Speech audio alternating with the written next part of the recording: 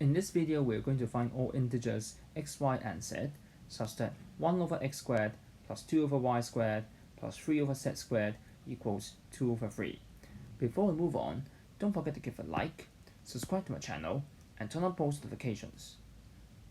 Firstly, we can just focus on positive integers, because whenever we have a positive solution, then we multiply each number by -1 will generate some negative solutions. So we'll just focus on positive integers.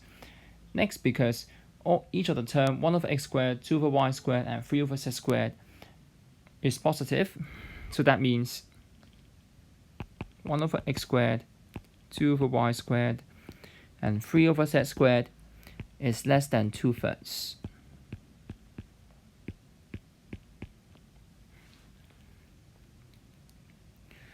Now from each of these inequalities, we have x squared larger than 3/2. So that means x is larger than the square root of 3/2, but the value of that is not important. All we need to know is that the smallest integer that can satisfy this inequality is 2. So x is at least 2. Similar for y squared larger than 3, and that means y is at least 2.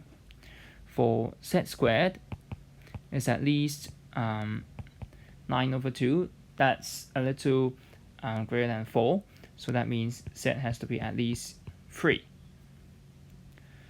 Then from this, we can actually solve the equation case by case. I'll label this as case 1, case 2, case 3.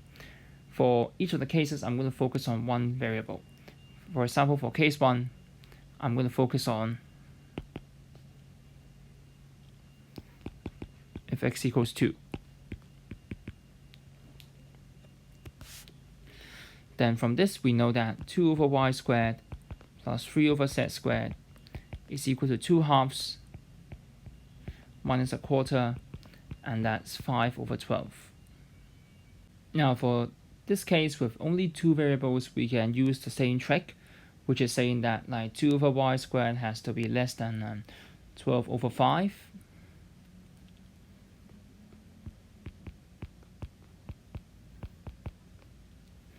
And that means y squared is larger than 24 over 5, and so y is at least 3. And so we can try them one by one. So when y equals 3, 2 over 9 plus 3 over z squared equals 5 over 12. So we can move the 2 over 9 to the other side. We have 7 over 36, and from this, clearly, there is no integer solution for z.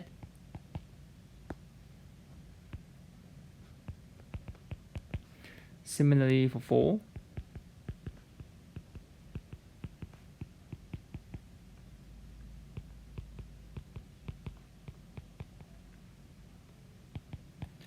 And from this, again, we have no integer solution for z.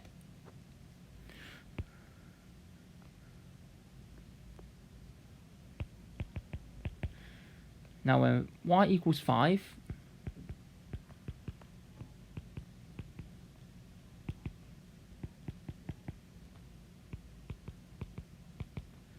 we can do similar things.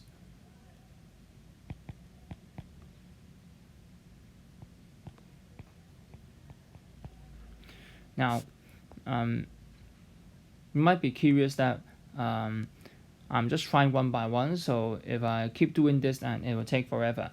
But starting from y equals 5, something interesting happens, which is that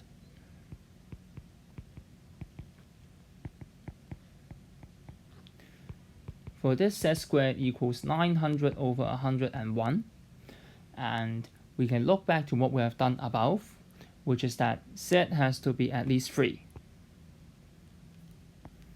And for this, 900 over 101 is not even larger than or equal to 9. So that means it's not, from this case onward, it's not saying that z cannot be an integer, but it's saying that it even violates the range that I've obtained above. And similar things will occur when y is larger than 5. So starting from 5, in fact, I can say that I can try to modify this argument. When y is at least 5, then instead of solving case by case, I'm going to say that 2 over y squared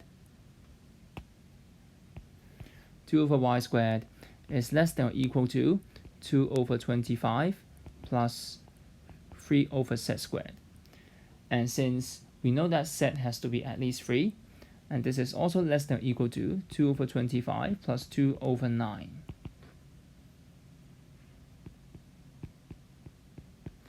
Now we can compare this with 5 over 12.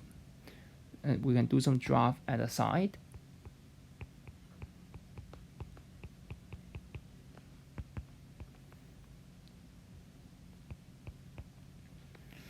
Uh, 68 times 12 is 816 minus 1125, and that's clearly less than 0. So we can say it's less than 5 over 12. So that means if y is at least 5, then no matter what integer I take for z, even I take z equals 3, the lower bound, I will still get the sum to be less than 5 over 12. So no solution for all y that is at least 5. So from this, we have solved the case, part of the first case when x equals 2. Then I'm going to solve part of the second case for the y case, which is to see what happens when y equals 2.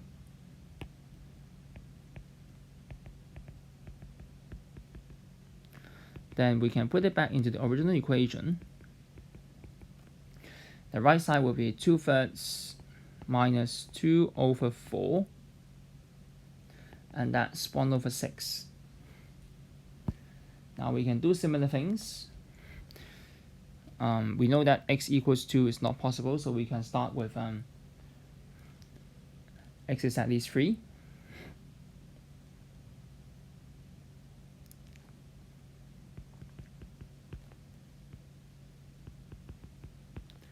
When x equals 3, 1 over 9 plus 3 over z squared equals 1 over 16. And 3 over z squared is 1 over 18, so no integral solution. When x equals 4, 1 over 16 plus 3 over z squared equals, sorry, it's 1 over 6 over here, not 1 over 16.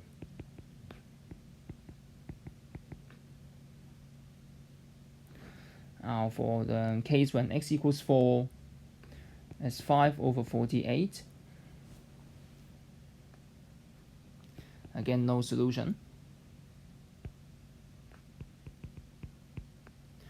Now when x is 5, well, I do something similar. I'm getting 19 over 150 at the right.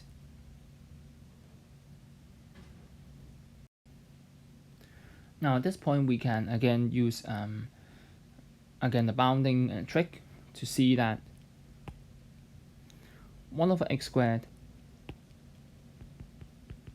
has to be less than 1 over 6, and that means x squared larger than 6, x is at least 3, 3 over z squared is less than 1 over 6, z squared is larger than 18, so this time we are not simply bounded by z is at least 3, but z has to be at least 5.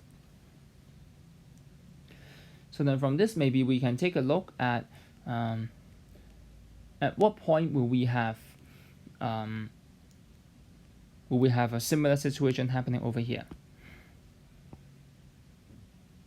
Recall that for the previous case when y is at least 5, all possible integers would still give less than 5 over 12 at the previous case. Now for this part, our current case, we notice that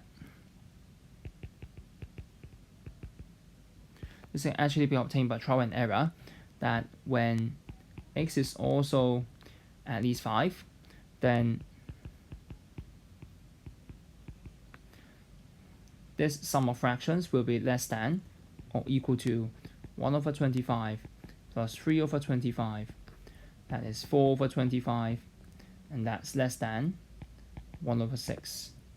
So inspired by what we have done in the previous case, we know that there's much less to try. You just have to try what happens when x equals 3 and x equals 4. When x equals 3, 1 over 9 plus 3 over z squared equals 1 over 6. And so 3 over z squared equals 1 over 18, no solution. And when x equals 4, 1 over 16 plus the same fraction equals 1 over 6. And we have 5 over 48 at the other side this time, still no solution. So that means we have removed all possibilities of having 2 as part of the solution. Now for the third case, I'm going to combine with the remaining items that we haven't argued in cases 1 and 2, which is to assume that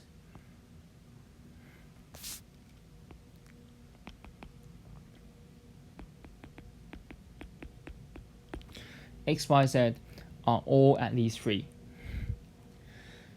Now from the nature of the fractions, we know that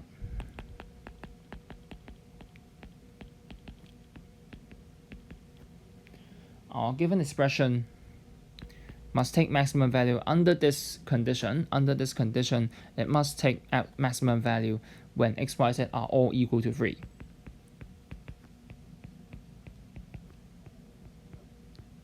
And somehow this sum is actually exactly 2/3. So that means in this case there is only one possible positive integer solution, which is therefore equality holds. I shouldn't say therefore, but since equality holds when x, y, and z are all 3, therefore this is one of the solutions.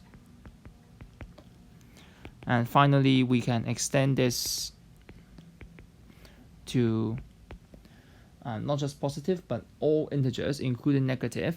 Then we will have 8 possible solutions. Just taking either 3 or minus 3, 3 or minus 3, 3 or minus 3. I'd rather not say plus or minus, because then I'll have restricted the way of writing into only 2 set of solutions. But for this, you know that maybe I'll write it like this.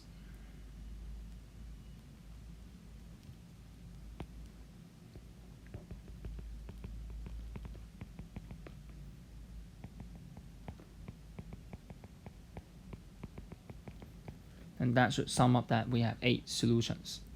And you can quickly check them and see that they actually give the same outcome. So this is the final answer.